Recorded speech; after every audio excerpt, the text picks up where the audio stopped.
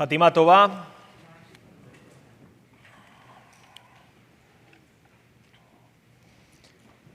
So you don't have to know me for very long to realize that I have a long-standing love affair with books. I love books and I love to read. And that has been the case since I was very young. I owe this to my mom. Hi, Mom, if you are watching, over YouTube. Who knew? I owe this to my mom, who instilled in my sister and me this passion for reading. That's why the first thing I tend to do when visiting somebody's home is to check their bookshelves. That is also why I usually ask people to recommend me books of all kinds. It doesn't have to be Jewish books. Actually, you get extra points if you come and recommend me something that is not Jewish at all.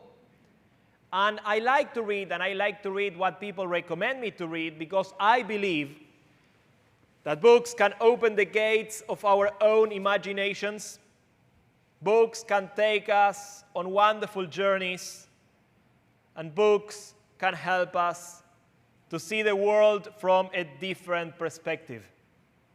Now, although I have spent many hours of my life reading fiction and non-fiction alike, it was only during the last couple of years that I began to read and learn more about graphic novels. And now, to be honest with you, I have completely fallen in love with them. Reading them is such a different experience to what you feel when reading a regular book. Beyond paying attention to the words, you are invited to engage with the details of magnificent drawings, with the colors, with the different textures of those pages, if you like. You get to read at a different pace as well, as you activate other parts of your brain while looking at those pages. It is such an amazing experience that I hope that my passion for it will trigger in you the will to go and explore it by yourselves. But just in case, if my passion is not enough, let me share with you some words about one of the last graphic novels that I read, a book that when I read it, I knew that it was a fitting text for this morning of Yom Kippur, as we are getting ready to remember our dear ones during the Yizkor. This is the book I'm talking about. Not that you will have to see it from there, I couldn't, but this is a book by the name of Daytripper, and it was written by the Brazilian twin brothers Fabio Moon and Gabriel Ba, and it tells the story of a guy by the name of Brás da Oliva Domingos, who is a guy who spends his life writing other people's obituaries for a local newspaper, while dreaming of becoming a successful author. So the novel presents, among other things, the tension that Brás harbors between writing about other people's stories and feeling that his own life has barely begun. This is an old tension. We know about it.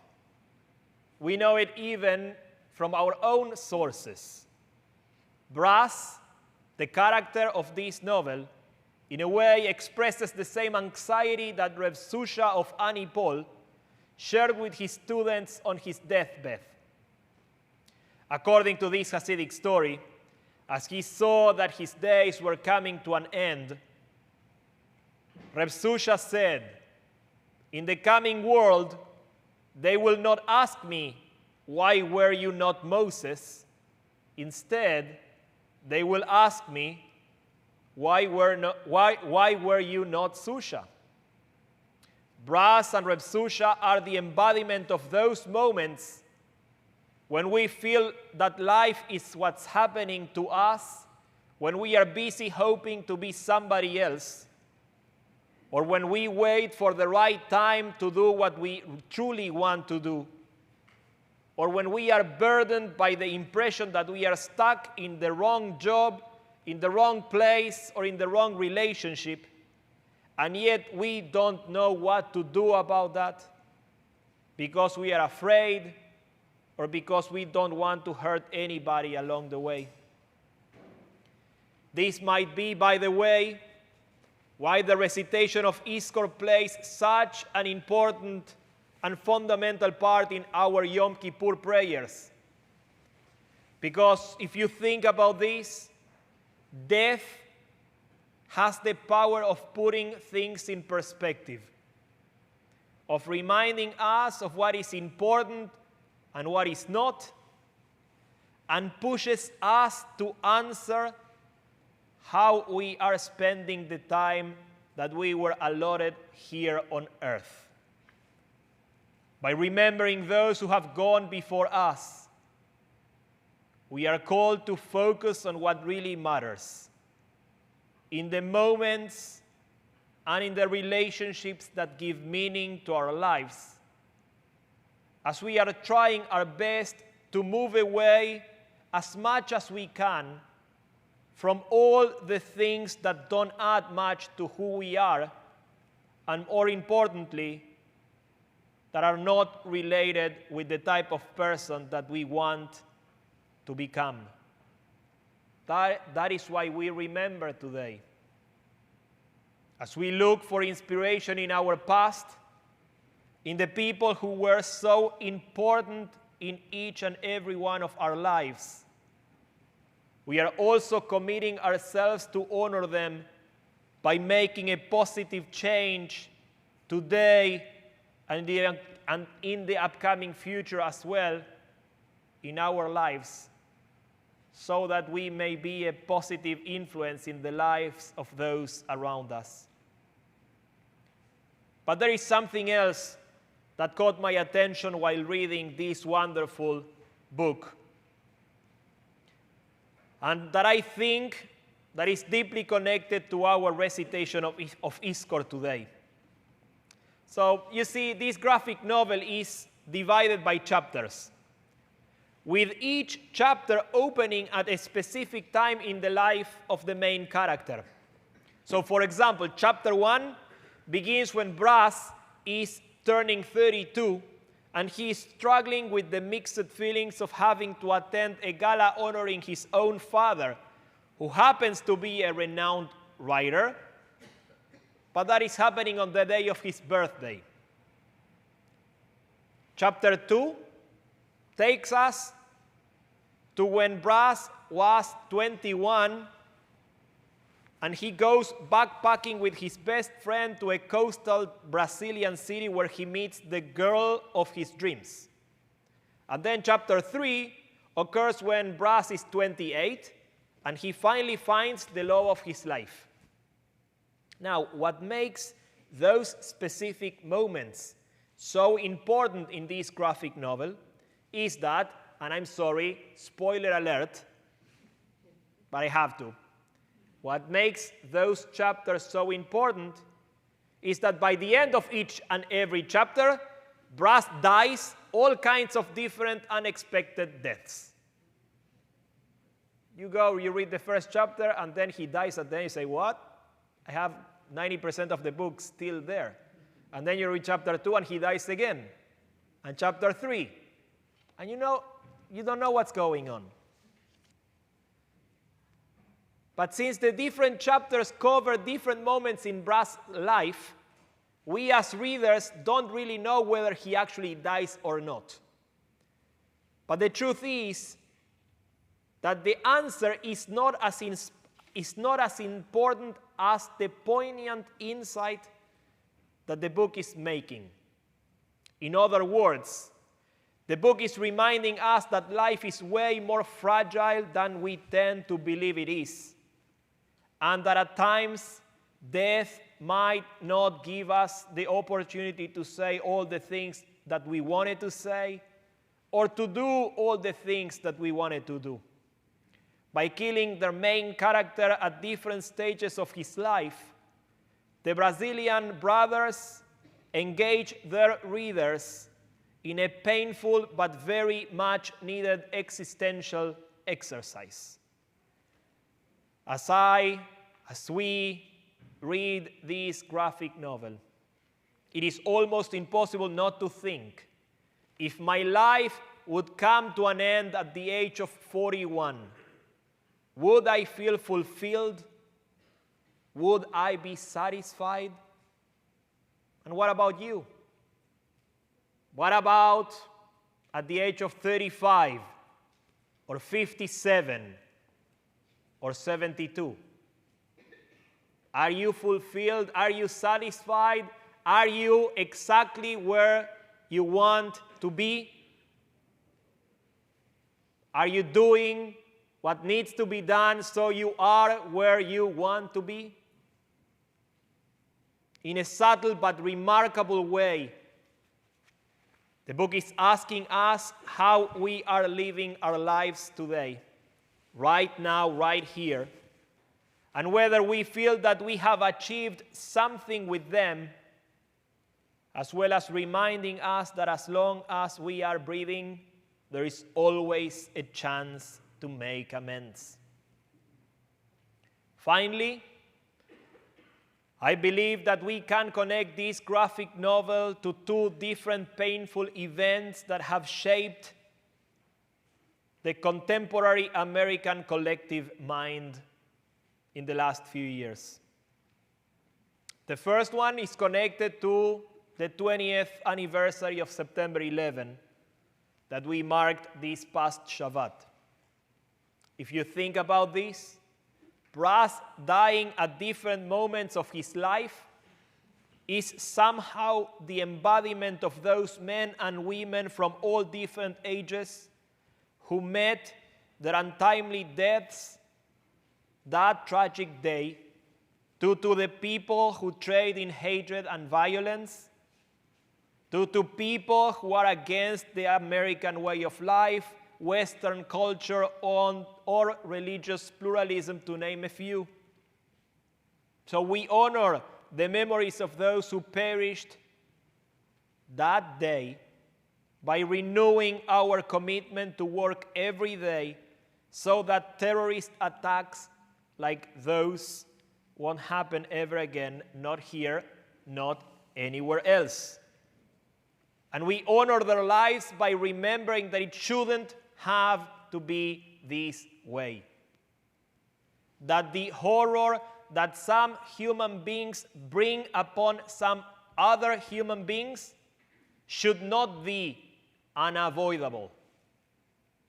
That type of pain should not be the only possible choice that we have at hand.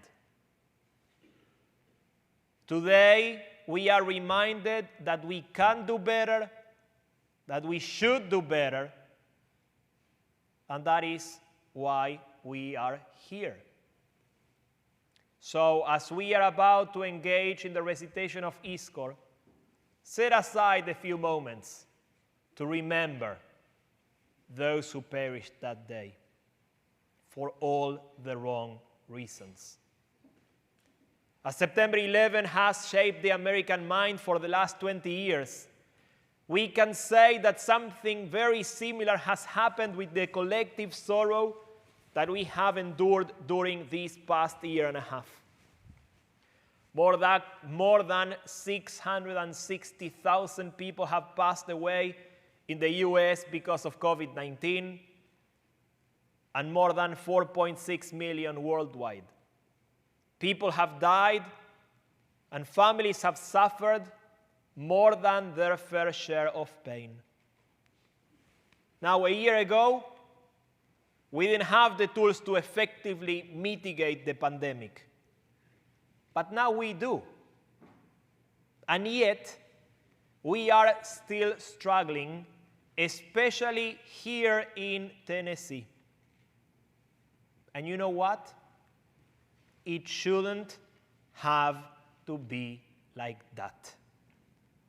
If we could understand that our individual freedoms are fundamental, but they are never more important than the communal well-being, things might be slightly different. If we could understand that no man is an island, that no family is an island either, if we could remember that we are the best version of ourselves when we surround ourselves with others, things might begin to be different once again. And that might be another reason why we are here today on this holy day of Yom Kippur. Today we come together to remind ourselves that we need each other, that we can grow as human beings as long as we strengthen the bonds that unite us, and that we have a better chance of weathering the storms around us if we are here for one another, if we care for one another, and if we take personal responsibility for the health and the safety of those who make our communities, our families, and our friends. And that goes beyond how sore your arm could be because of the vaccine, or how uncomfortable you may be by wearing a mask. We have to take responsibility for the health and the safety of those who make our communities, our families, and our friends. Today, all of us are remembering people who were more selfless than selfish, more compassionate than cruel, and more loving than hateful. And as we read through their own Sifrei Achaim, as we recall all the precious memories that are inscribed in the books that make their lives, we hope that we will be able to emulate their traits and make them our own.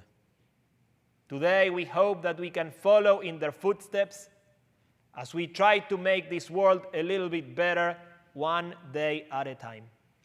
Today, we pray to God so that their presences will continue to guide our path, will allow us to live lives of meaning and purpose, and will infuse our time here on earth with a reason to be here, with a renewed sense of commitment, and with lots of good memories to share with those who are still around us. It is in that spirit that today we hope that the memories of those we are remembering will remain a blessing and an inspiration for all of us. We hope that their souls will be and continue to be bound up in the bonds of life eternal. And today we hope that God will be for all of us a source of strength and resilience as we engage in this painful but important moment of remembrance.